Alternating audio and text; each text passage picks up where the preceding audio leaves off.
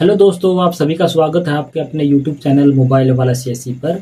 इस वीडियो के माध्यम से हम आपको कोलकाता में निकली हुई डिस्ट्रिक्ट कोर्ट है, कोलकाता में कलिम्पोंग, उस डिस्ट्रिक्ट कोर्ट में जो वैकेंसीज निकली हुई हैं आपकी, उन वैकेंसीज के बारे में संपूर्ण जानकारी दी जाएगी। तो बने रहिए हमारे साथ वीडियो के अंत तक। आइए आपको ले चलते हैं सीधा कंप्यूटर स्क्रीन पर। अपने कंप्यूटर पर या मोबाइल में आपने क्या करना है, गूगल क्रोम को खोल लेना है और वहां पर आपने टाइप करना है कलिम्पोंग डिस्ट्रिक्ट कोर्ट। यहाँ पर यह टाइप करने के बाद आपने सर्च कर देना है। सर्च करते ही आपके सामने इस प्रकार का इंटरफेस खुलकर सामने आ जाएगा।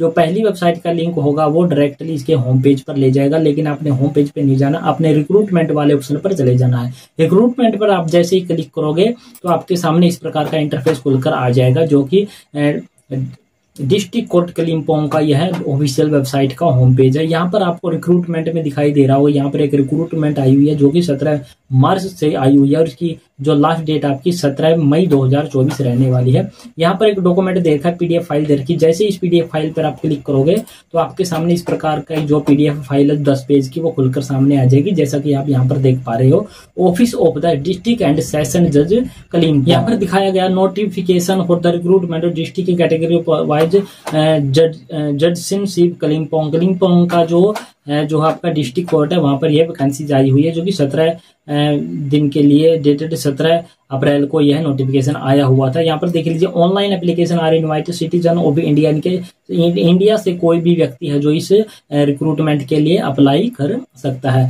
अप्लाई करने के लिए आपको यहाँ पर कुछ डिटेल दे रखी है, जैसे कि यहाँ पर यह कलकत्ता की डिस्ट्रिक्ट कोर्ट की वेबसाइट दे रखी है और ये कलिम्पोंग की डिस्ट्रिक्ट की वेबसाइट दे रखी है, और किस पोर्टल से आपने अप्लाई करना ये वो वाला पोर्टल यहाँ पर दे रखा है, जिसका ये portal Kalimpong court recruit 2024.in, जो कि वेबसाइट, इस वेबसाइट से आप इसको ऑनलाइन एप्लीकेशन को अप्लाई कर सकते हैं। अब आपको डिटेल बता देते हैं कि वैकेंसीज विद स्केल ऑफ पे। पहली जो पोस्ट यहाँ पर है इंग्लिश स्टेनोग्राफर की, जो कि ग्रुप बी की है। इसकी टोटल पोस्टें आपको 2 दे रखी है, और ये बीच वाले हैं जो आपके पे स्केल आपके रहने वाले हैं सभी पोस्टों के लिए। लोअर डिवीजन कलर के जो कि ग्रुप सी की पोस्ट है, इसकी टोटल पोस्टें आपकी 13 रहने वाली है। प्रोसेस सर्वर की यहाँ पर पोस्टें इन्होंने सिर्फ 2 दिखाई दे रखी है। और इसके बाद है अर्दली ऑफिस पीएन और फ्रांस, यहाँ पर इसकी जो अच्छी खासी वैकेंसीज है, जो कि 13 पोस्टें यहाँ पर दिखाई दे रही है। इसके बाद नाइट गार्ड की आपकी 2 पोस्टें आपकी रहने वाली है, और स्वीपर की आपकी है जो 1 पोस्ट है, जो कि क्रम बंधु के नाम से भी इसको जाना जाता है। और टोटल पोस्टों की बात करें तो आपकी है वो 37 पोस्टें हैं जो आपकी रहने वाली है। कलिम्पोंग डिस्ट्रिक्ट कोर्ट जो कि कोलकाता में पड़ता है, वहां की है पोस्टें आपकी, टोटल पोस्टें हैं जो आपकी 37 रहने वाली है।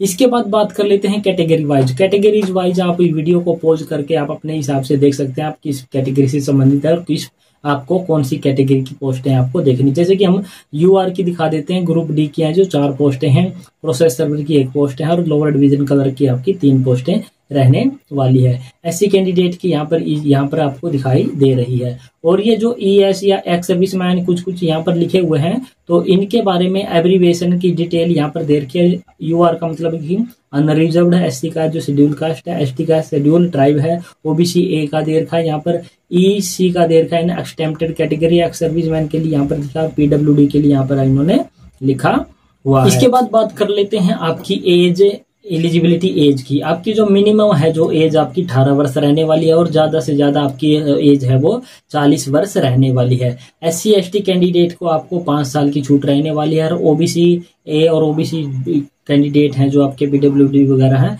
उनको आपको 3 साल की छूट जो रहने वाली है। इसके बाद यहाँ पर आप वीडियो को पॉज करके यहाँ पर एज रिलैक्सेशन से संबंधित बाकी डिटेल को आप देख सकते हैं। इसके बाद इसेंशियल क्वालिफिकेशन, यानी कि क्वालिफिकेशन आपकी क्या होनी चाहिए। इंग्लिश स्टेनोग्राफर के लिए हम आपको मोटी करके बता देते हैं। इंग्लिश स्टेनोग्राफर ग्रुप बी के लिए आपके पास माध्यमिक एग्जामिनेशन पास होना चाहिए, और उसके साथ साथ आपके पास certificate computer training short hand में आपका सर्टिफिकेट होना चाहिए किसी भी इंस्टीट्यूट से, और 80% पर मिनट आपकी है जो शॉर्ट हैंड में टाइपिंग, और 30 वर्ड है जो आपकी क्या होनी चाहिए, टाइपिंग होनी चाहिए।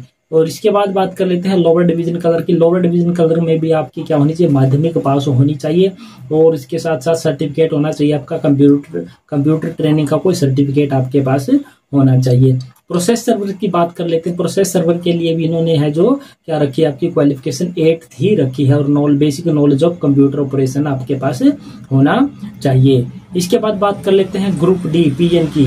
यहाँ पर ग्रुप डी के लिए भी इन्होंने केवल और केवल 8वीं पास ही रखी है, और इसके साथ साथ कंप्यूटर का थोड़ा बहुत नॉलेज आपके पास हो तो वो डिजायरेबल में आपको माना जाएगा। इसके बाद बात कर लेते हैं नाइट गार्ड की।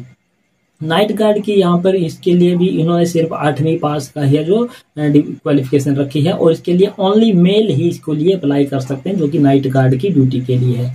इसके बाद ग्रुप डी है जो करम बंधु के नाम से है, इसके लिए भी 8th क्लास है जो पास रखी है, जो कि अंडर बेंगलोर ये सिर्फ और सिर्फ और एजुकेलेंट बोर्ड, हाँ किसी भी बोर्ड से, वेस्ट बंगाल के बोर्ड से या किसी भी बोर्ड से यह जो 8वीं पास आपकी होनी चाहिए। इसके बाद बात कर लेते हैं mode of examination. English stenographer group B का जो पेपर होगा पहले नंबर का, जनरल इंग्लिश आपकी आएगी 100 नंबर की आपकी जनरल इंग्लिश इसमें रहने वाली है, और पेपर 2 आपका जो है डिस्क्रिप्शन और ट्रांसक्रिप्शन होगा जो कि 200 नंबर का आपका पेपर रहने वाला है, और पेपर नंबर 3 है जो आपका टाइपिंग इन कंप्यूटर होगा वो आपका होगा 100 नंबर का, जो कि इसमें 10 मिनट का टाइम आपको दिया जाएगा।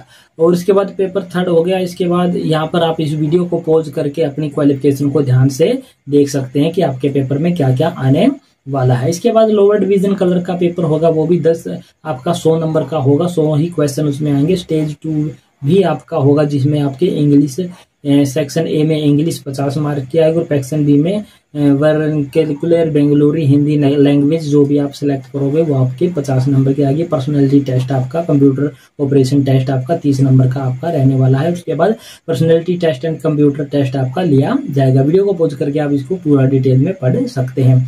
इसके बाद बात कर लेते हैं प्रोसेस सर्वर की। प्रोसेस सर्वर का भी आपका है जो 100 नंबर का पेपर होने वाला है। 100 नंबर के आपके मल्टीपल चॉइस क्वेश्चन आएंगे, एक पर्सन एक नंबर का होगा। English, general knowledge, current affair जो आपकी 10-10 यानी कि 20-20 नंबर की आएगी। 1 घंटे का आपका टाइम रहने वाला है। इसके बाद यहाँ पर कंप्यूटर नॉलेज का टेस्ट भी होगा जो कि आपका 30 नंबर का यहाँ पर रहने वाला है। इसके बाद ग्रुप डी के लिए आपका 50 नंबर का पेपर होगा जो कि personality test and computer operation test होगा, जो 15 नंबर का आपका रहने वाला है। वीडियो को पॉज करके आप इसको ध्यान से देख के अपना क्वालिफिकेशन पेपर में क्या क्या आने वाला है वो देख सकते हैं। नाइट गार्ड का आपका 50 नंबर का पेपर होगा, 50 क्वेश्चन आएंगे, और पर्सनैलिटी टेस्ट और कंप्यूटर ऑपरेशन का आपका 15 नंबर का टेस्ट होगा। और करम बंधु on the basis of interview, और जो करम बंधु है जो आपका ग्रुप डी का 30 नंबर का सिर्फ और सिर्फ उसका इंटरव्यू ही यहाँ पर रखा गया है। इसके बाद बात कर लेते हैं एप्लीकेशन फीस की। एप्लीकेशन फीस की है जो इंग्लिश स्टेनोग्राफर में आपकी जनरल ओबीसी बी और ई के लिए 800 रुपये है, ST/ST के लिए 600 रुपये, PWD के लिए आपकी 320 रुपये रहने वाली है। लोअर डिवीजन के लिए 700, 500 और 280 रुपये रहने वाली। प्रोसेस सर्वर के लिए आपकी 700, 500 और 280 रुपये रहने वाली है।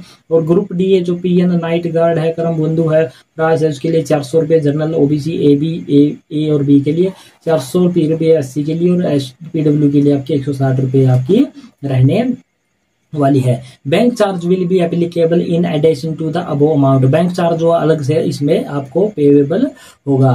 इसके बाद बात कर लेते हैं कि आपकी एप्लीकेशन फीस है वो किस प्रकार से आपकी ऑनलाइन मोड में आप है डेबिट कार्ड, क्रेडिट कार्ड या UPI माध्यम से, किसी भी माध्यम से आप अपनी ऑनलाइन पेमेंट है वो कटवा सकते हैं, जो कि नॉन रिफंडेबल आपकी पे है ये रहने वाली है। एप्लीकेशन की फीस के बाद बात कर लेते हैं हम आपका एडमिट कार्ड है। एडमिट कार्ड आपका टेस्ट के लिए प्रोवाइड करवा दिया जाएगा जब भी आप एप्लीकेशन इसका एग्जामिनेशन वगैरह लिया जाएगा। फॉल्स वगैरह डिटेल आप जो देंगे उसके लिए आप खुद जो है जिम्मेवार रहने वाले हो। इसके बाद बहुत सारी ये जो इंस्ट्रक्शन वगैरह ये दे रखी है, आप इनको वीडियो को पॉज करके ध्यान से पढ़ सकते हैं। और इसका जो ये ऑफिशियली नोटिफिकेशन आपको इस वीडियो को डिस्क्रिप्शन बॉक्स में भी आपको प्रोवाइड करवा दिया जाएगा। आप वहां से डाउनलोड करके भी इस PDF को आप ध्यान से पढ़ सकते हैं। इसके बाद यहाँ पर आप देख सकते हैं डिस्ट्रिक्ट जज कम चेयरमैन के जो है सिग्नेचर हुए हैं और यहाँ पर स्टैंप भी लगी हुई है। इसके बाद जर्नल इंस्ट्रक्शन वगैरह कुछ यहाँ पर दे रखी है, जो कि आप यहाँ पर वीडियो को पॉज करके आप ध्यान से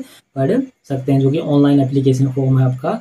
यहाँ पर एक महत्वपूर्ण बात है कि ST, SC, OBC A और OBC B कैंडिडेट हैं जो अदर स्टेट से बिलोंग करते हैं, वेस्ट बंगाल से नहीं है, तो उनको जनरल कैटेगरी के अंदर ही इंक्लूड किया जाएगा।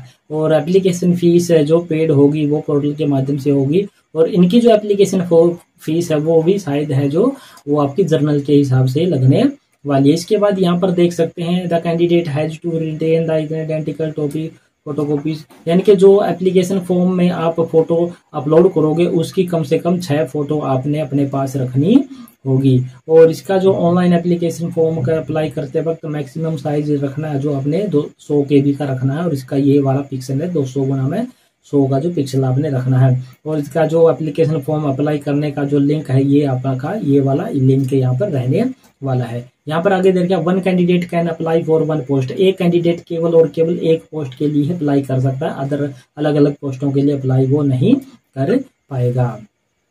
फॉर्चूनेट एप्लीकेशन फीस के बाद यहाँ पर कैंसिलेशन हो जाएगी अगर आपने एप्लीकेशन फीस नहीं कटवाई है। इसके बाद यहाँ पर कुछ देर का है, candidate should retain the payment in confirmation received generation online by the State Bank of India, keep a print out of same, यानी कि आपने जो ऑनलाइन पेमेंट कटवानी है स्टेट बैंक ऑफ इंडिया के जो पोर्टल है उससे ही आपने कटवानी होगी। और डिले करोगे तो आपका पोर्टल बंद होने की, तो 17 मई 2024 से इसको पहले ही अप्लाई करने की कोशिश करनी है। एप्लीकेशन फीस है वो इन माध्यम से debit card, credit card, UPI payment, e wallet, net banking, no other, इसके अलावा कोई भी मेथड इसका अप्लाई करने का नहीं है। और एप्लीकेशन फीस है जो आपकी नॉन रिफंडेबल एप्लीकेशन फीस आपकी रहने वाली है। Document to be uploaded, document आपने क्या क्या अपलोड करने हैं, प्रूफ ऑफ एज का प्रूफ का आपने 10वीं का या फिर 8वीं का कोई भी डॉक्यूमेंट होगा। इसके बाद कोई एजुकेशनल क्वालिफिकेशन आपने अपलोड करने होंगे, और कास्ट सर्टिफिकेट आपने अपलोड करना होगा। इसके बाद प्रूफ ऑफ डिसेबिलिटी, अगर आप डिसेबल्ड कैंडिडेट हैं तो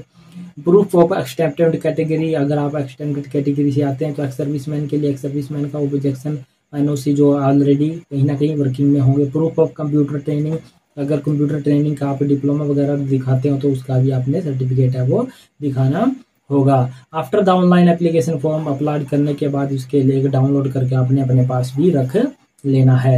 applicant advise to enter correct information ही आपने यहाँ पर डाल के चलनी है। इसके रिजल्ट द रिजेक्शन, अगर आप गलत इन्फॉर्मेशन दोगे तो आपका जो पेपर है वो एप्लीकेशन फॉर्म वो रिजेक्ट कर दिया जाएगा। तो इसी प्रकार से यह आपका 10 पेज का जो एक ऑफिशियली नोटिफिकेशन है रिक्रूटमेंट का, जो कि कलकत्ता में और कलिम्पोंग डिस्ट्रिक्ट में एक आपका जो है डिस्ट्रिक्ट कोर्ट के जो वैकेंसीज हैं जो कि आपकी अच्छी खासी वैकेंसी है, जो कि केवल और केवल 8वीं पास कैंडिडेट के लिए यह उपलब्ध है। वो कैंडिडेट इसको अप्लाई कर सकते हैं और अपना भाग्य है जो नौकरी में चमका सकते हैं। तो ये थी जानकारी दोस्तों जो कि आपकी डिस्ट्रिक्ट कोर्ट कलिम्पोंग में जो वैकेंसीज निकली हुई है उनके बारे में थे।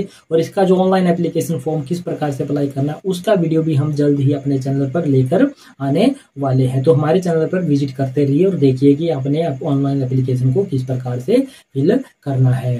तो आशा करते हैं दोस्तों हमारे द्वारा दी गई जानकारी आपको पसंद आई होगी। अगर पसंद आई है तो हमारे चैनल को लाइक करें, शेयर करें, सब्सक्राइब करें। जय हिंद, जय भारत।